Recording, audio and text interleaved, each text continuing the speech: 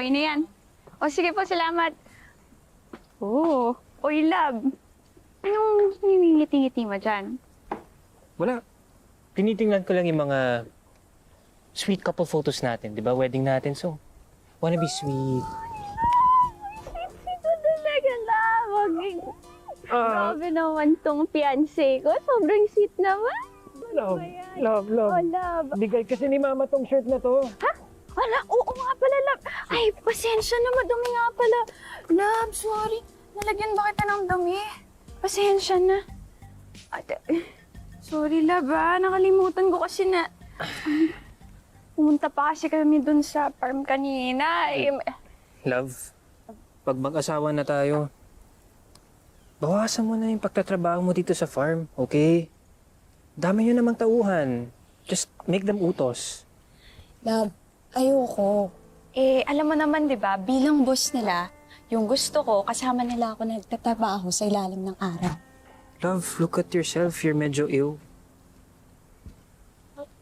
pero love, kahit ganito ako, mahal mo naman ako, di ba?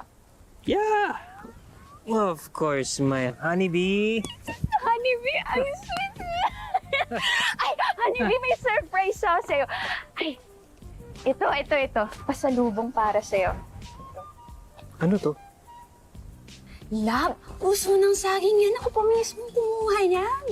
Thank you. Oh, I love you. I love. Okay, tama na. Pick up tama. line kasi yun, love. Ay, Miles, please tell the team sa buong staff na ililibre ko kayo for dinner tonight because natuwa sa atin si Mr. Villanca.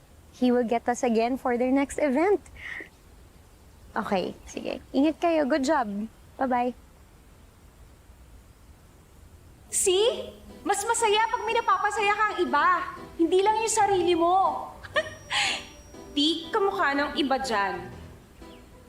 B for bad trip ka talaga. Until when am I going to see you ba? Because honestly, you guys are like kinda annoying me na. Lily. Jessie. Sabi na nga ba eh! Hindi pa tapos ang laban! What are you doing here? Wait, FYI. I don't want to be your number 2, ha? Lily, kaya ako nandito. I wanted to tell you that makikipag-break na ako kay Dora.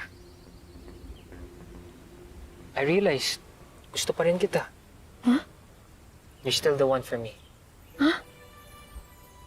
And you deserve to be number 1. Really? Really.